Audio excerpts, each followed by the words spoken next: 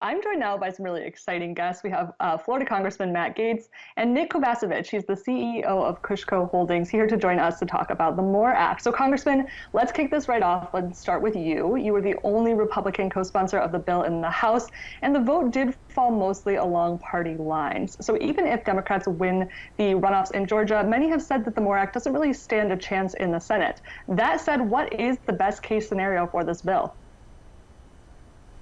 Well, the federal government urgently needs to modernize our cannabis policy for the very reasons that Brad laid out in his report.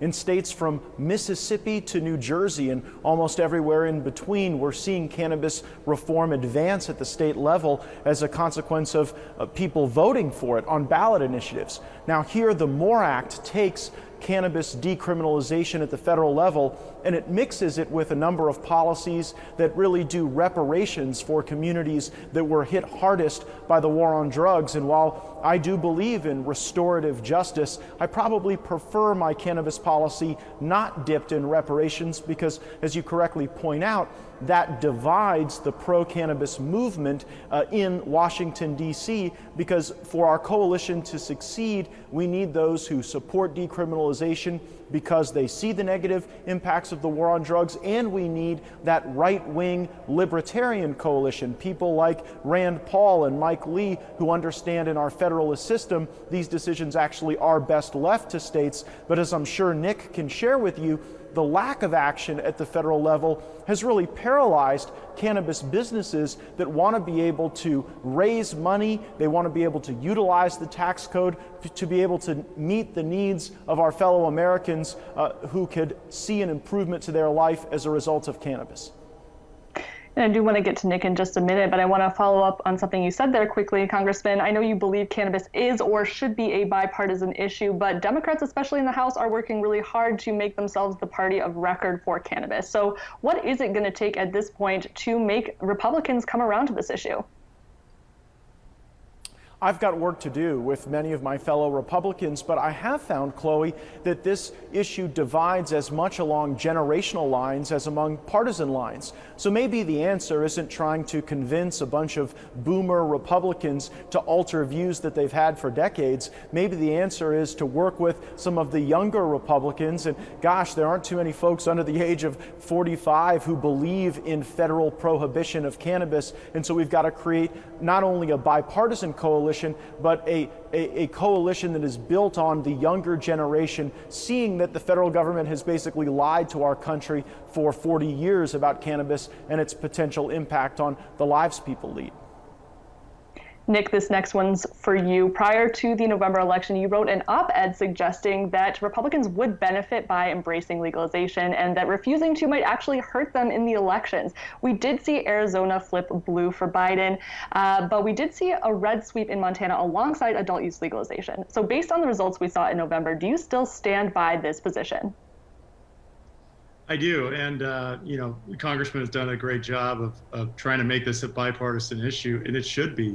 We just don't understand why Republicans aren't embracing it more, and I think the generational divide does have something to do with it. So we expect for people to take this much more serious now after the election. I did call out, and actually I cited something that President Trump had noted, that when cannabis is on the ballot, it turns out an additional amount of voters that normally wouldn't go out and vote, and these voters tend to lean Democrat. So I predicted that Trump might struggle in Arizona. In fact, the state flipped.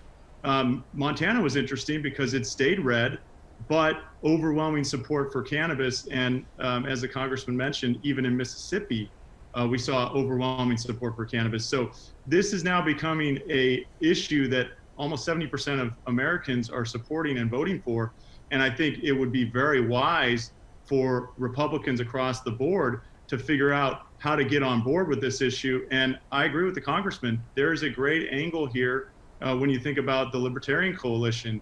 This is something, why not let people choose what they want to ingest or what they want to use? And when you look at the jobs and economic impact this can provide, it becomes a no-brainer for any fiscal conservative when they take a look at the data and what this could actually bring to the U.S.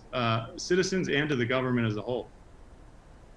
Now, we know that cannabis is an increasingly bipartisan issue, as we have been discussing. Congressman, you voted in favor of the MORE Act, despite the fact that your amendments, which would have removed a lot of those equity provisions that you were discussing a little bit earlier, were rejected. So why did you compromise and support this bill instead of perhaps waiting around for something more palatable to you, like, say, the STATES Act?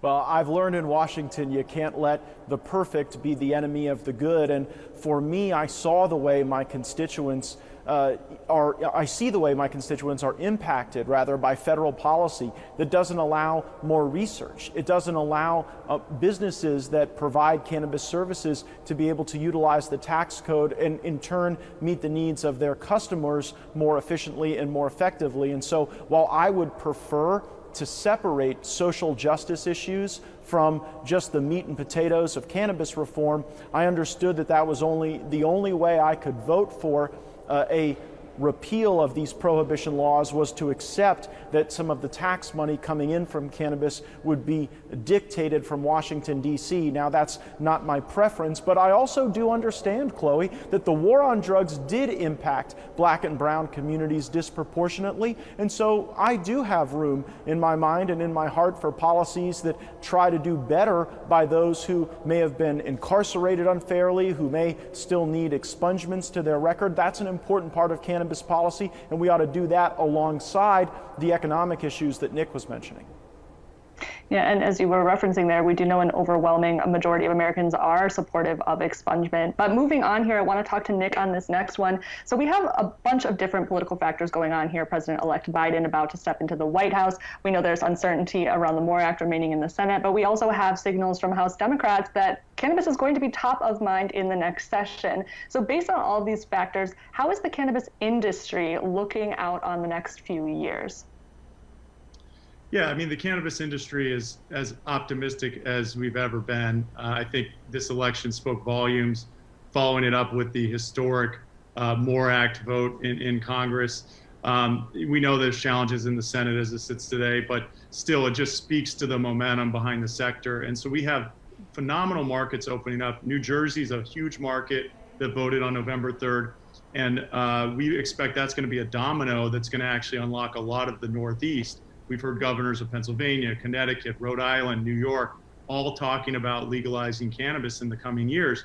And so these are just more markets that we're converting from the illicit market that exists today to the legal market. And that means people are going to be applying for permits. They're going to be hiring staff. They're going to be looking to make inroads. And keep in mind, it's not just plant-touching companies. As you guys know, KushCo Holdings, we provide ancillary products like packaging and labeling and supplies. And we've employed over 100 people because of the unprecedented growth we've had over the last 5 or 6 years. We're just one of many companies in this ecosystem that are creating jobs, that are creating taxes for state and local governments. And we're thinking, hey, the federal government should get some action as well. And that's what I think a lot of politicians are seeing too. This could be a huge boom economically for our country in a time of need. So people are preparing. Stocks have gone up. You've seen that. Investors are recognizing the opportunity here, and it's only expected to get more and more momentum with the Biden administration coming in. We know that they have a goal of decriminalizing cannabis. The fact of the matter is they're not where they need to be in terms of legalizing cannabis. We think it's a little draconian, their position, but hopefully that improves. And with support of other, folks in government that are saying the right things and are making the right arguments, we think people's opinions will continue to change in the right direction. And it's really, most people are saying only a matter of when, not if, cannabis will get legal at the federal level and unlock massive economic opportunity for every company in the space. And Congressman, the MORE Act certainly hasn't passed yet. We have seen it pass through one chamber of Congress. How do you expect this will impact momentum on the state level when it comes to legalization, and particularly even in your own home state of Florida with adult use?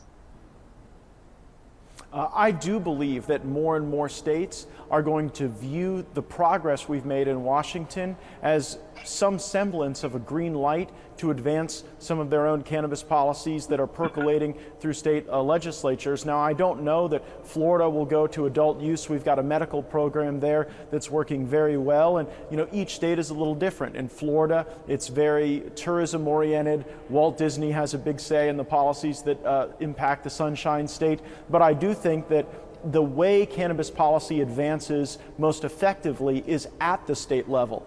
I don't want to see the federal government take control of cannabis policy and have a one-size-fits-all system. We ought to have a permissive platform, and then as different states decide what's the right mix for them, my expectation is that best practices will emerge, they'll be copied, and that'll ultimately be better for people all around the country. I am concerned right now that the Congressional Black Caucus is blocking a vote on the States Act, which you, I think, very accurately mentioned in your reporting, would be a way to simply make that devolution to the states without a federal control system overlaying the paradigm. That would be my preference, and it might be the final bipartisan solution that is necessary to get approval from the Senate. Congressman and Nick, thank you so much today for sharing your insights with us in this very exciting time for the cannabis industry. Again, that is Nick Kovacevich. He's the CEO of KushCo Holdings, and Representative Matt Gaetz of Florida.